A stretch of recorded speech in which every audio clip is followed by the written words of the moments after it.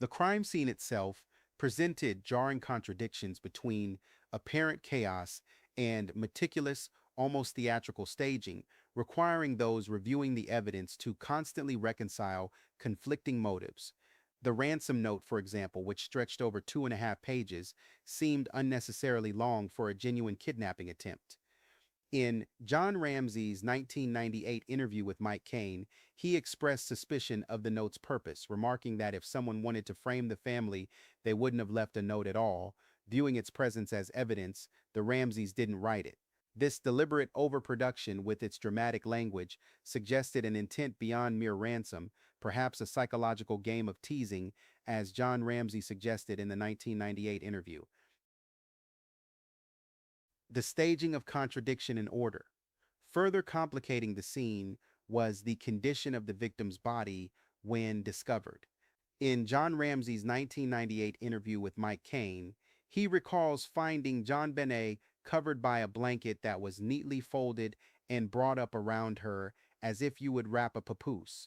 This act of post-mortem comfort sharply contradicted the circumstances that preceded it, suggesting a complex mix of rage and remorse, or potentially a deliberate effort to stage the scene as a parental discovery rather than an abandonment, aligning with FBI profiler insights mentioned in the book The Death of Innocence, that parents who are responsible stage the crime scene to make the child look peaceful.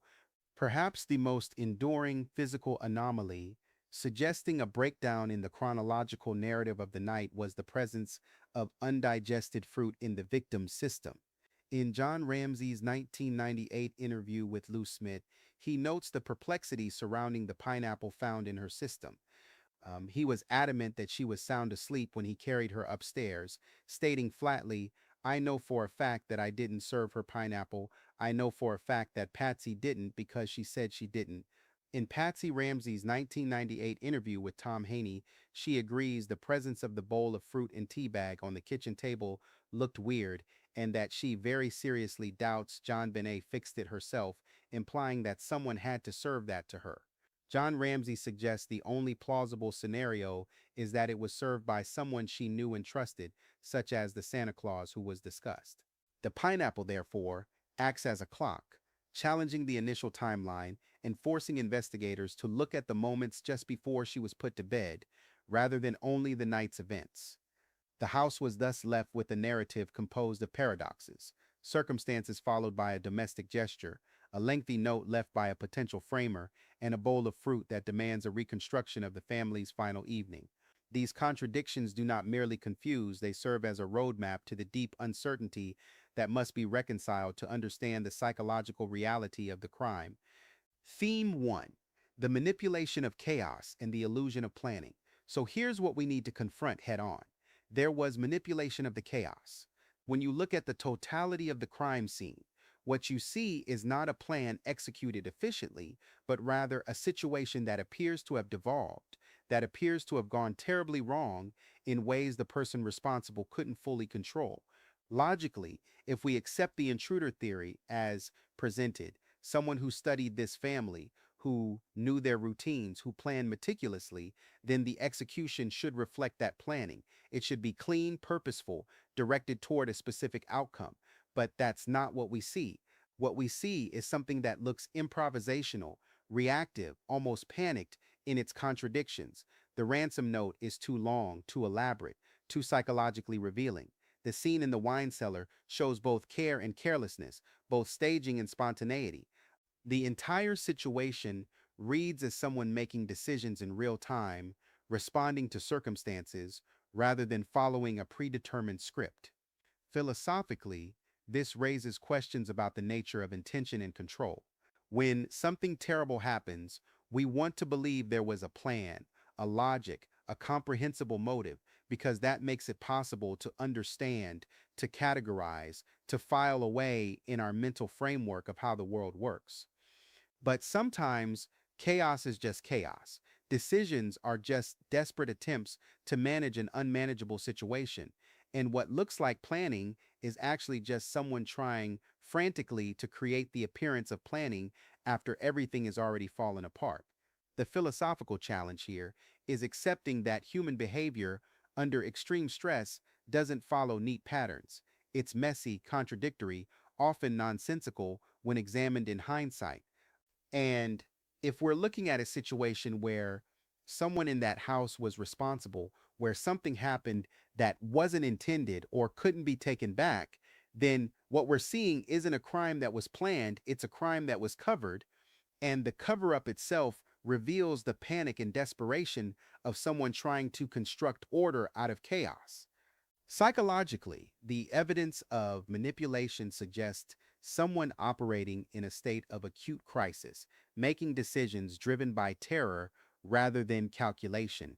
Think about what would have to be true for an intruder to have behaved the way the evidence suggests. They would have to have planned extensively, gained access to the house, somehow convinced JonBenet to come with them willingly, fed her pineapple, then suddenly devolved into circumstances that ended her life, then spent time staging the scene, writing an elaborate ransom note, and finally leaving without taking the body.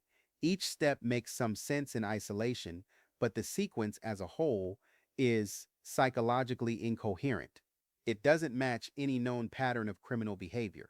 What does match known patterns is family involvement, followed by panic staging, the psychological state where you've done something or discovered something unbearable and your mind goes into overdrive, trying to create an alternative explanation, trying to construct a narrative that will make sense to others, even if it's starting to not make sense to you. From a physiological perspective, consider the state someone would have to be in to write that ransom note. It's long, detailed, containing specific references and demands. That's not the physiology of someone operating under the acute stress of an ongoing crime. When you're in active criminal behavior mode, when you're in someone else's house with a body, when you're at risk of discovery at any moment, your body is flooded with adrenaline, your heart rate is elevated, your hands are shaking, your focus is narrowed to escape and survival. You're not sitting down with pen and paper to compose a 2.5-page letter with movie references and tactical demands. That requires a different physiological state, one where you have time, where you feel safe enough to sit and think and write, where your body has come down from acute panic enough that you can engage in complex cognitive tasks. The note itself is evidence of someone who was in their own space, who felt secure enough to take time, who wasn't operating under the physiological constraints that an intruder in an occupied house would be experiencing.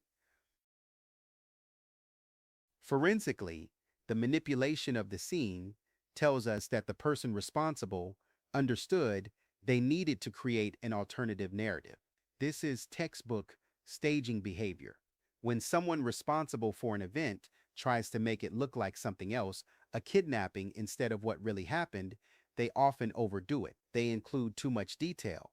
They try too hard to sell the story. They create elements that seem persuasive in the moment but fall apart under analysis. The ransom note is a perfect example of this. It's not what a real kidnapper would write, it's what someone thinks a kidnapper would write based on movies and TV shows. It includes elements that seem dramatic and threatening but don't make practical sense. The amount of money demanded corresponds to John's bonus, information an outsider wouldn't necessarily have access to. The language is theatrical rather than functional. The whole thing reads as performance, as someone trying to convince an audience rather than communicate actual criminal intent. Anthropologically, we need to understand that the Ramseys existed in a cultural context where appearance and narrative control were paramount. Patsy had been a beauty queen, John was a successful executive, they were public figures in their community. The idea of something shameful or terrible happening within their family would be culturally devastating in ways that go beyond legal consequences. In their social world, reputation is everything, and a scandal like this, regardless of the truth behind it, would destroy the carefully constructed image they'd built. This anthropological context helps explain why the immediate response might have been to create an alternative narrative, to ensure that whatever actually happened, the story that got told was one they could live with. The criminal mindset here is crucial to understand. When someone responsible for something terrible has to decide what to do next, they face an impossible choice: admit what happened and face the consequences, or try to create an alternative explanation that might let them survive this. If we're looking at a scenario where something happened accidentally, where there was no intent for things to go as far as they went, the psychological pressure to construct a different story would be overwhelming. You tell yourself that if people knew the truth, they'd understand it was an accident, it wasn't meant to happen this way, but you also know that the truth is so terrible that no one will believe it wasn't intentional. So you create staging, you create a ransom note, you create the appearance of an intruder, not because you're a criminal mastermind, but because you're a terrified person trying desperately to survive the worst moment of your life. And the staging reflects that desperation. It's too much, too elaborate, too obviously performative to anyone analyzing it with calm rationality. But in the moment, it feels like your only chance. Here's the thing that really troubles me about the chaos manipulation. If JonBenet was complicit, if she went willingly with someone she trusted, if she was calm enough to eat pineapple, then where exactly did everything go wrong? At what point did her compliance end? The intruder theory requires us to believe that someone gained her trust completely, fed her, had every opportunity to take her out of the house if that was the goal, but then decided to stay in the house and let the situation escalate to the point where she was lost. Why would anyone do that? If you've successfully gotten a child to trust you and come with you, the hardest part is over. You leave. You don't stay in the house where discovery is increasingly likely with every passing minute. The only logical explanation for staying in the house is if the person responsible couldn't leave because they were already supposed to be there, because they lived there, because leaving wasn't an option. That would make sense in the context of who they were and where they were supposed to be. Theme 2: The Pineapple Problem and the Collapse of the Official Timeline. Let's talk about the pineapple because this single piece of evidence has the power to unravel the entire official narrative. Logically, the presence of undigested pineapple in JonBenet's system means she ate it shortly before she passed, probably within an hour or two at most. Both John and Patsy adamantly denied feeding her pineapple. They insisted she was asleep when they put her to bed, that she never woke up, that there was no opportunity for her to have eaten anything after they returned from the White's Christmas party. But the pineapple was there in her digestive system, impossible to explain away. Something happened after they claimed everyone was asleep, and that something involved JonBenet being awake and eating. Philosophically, the pineapple becomes a symbol of truth that can't be suppressed. It's biological evidence, physical fact that exists independent of anyone's narrative or memory or desire to present things a certain way. You can control what you say happened, you can manage the story you tell investigators, but you can't control what the body reveals in autopsy. The pineapple is the thing that doesn't lie, the detail that resists all attempts to fit it into the official timeline. And philosophically, that's what truth does. It persists, it emerges, it reveals itself even when tremendous effort is made to conceal it. Psychologically, the pineapple represents a crack in the narrative that suggests deeper problems with the story being told. When people construct false or incomplete narratives, they often overlook details that seem minor in the moment but become crucial in retrospect. If something happened that the Ramseys didn't want to acknowledge, if JonBenet was still awake later than they said, if she was interacting with someone they don't want to admit she was interacting with, then they might have built their entire timeline around the fiction that she went to bed and stayed asleep. But they couldn't account for the pineapple because they didn't know investigators would find it in her system. It's the kind of oversight that happens when you're constructing a narrative under extreme stress, when you're focused on big picture story elements and miss the small physical details that end up betraying the whole construction. The psychology here is someone trying to maintain a simplified story that's already becoming complicated by physical evidence they couldn't control or anticipate. Physiologically, the digestion timeline is fairly reliable science. Pineapple doesn't just sit in the stomach indefinitely, it begins to break down within hours. The fact that it was found in a relatively undigested state tells us something concrete about timing. This wasn't something she ate hours before bed. This was something recent, something that happened in the window of time that the Ramseys claimed nothing was happening. From a physiological standpoint, the pineapple is acting like a clock, giving us a timestamp that contradicts the official timeline. Where does all this contradiction leave us? We've seen how panic, not planning, shaped the decisions that night, how the pineapple dismantles the official timeline, exposing a moment of interaction the Ramseys never accounted for, and how the tenderness shown to John Benet's body reveals something deeply emotional, something that belongs to family, not to a stranger. The crime scene whispers of confusion, of love twisted by fear, of an unthinkable event met with desperate attempts to restore order.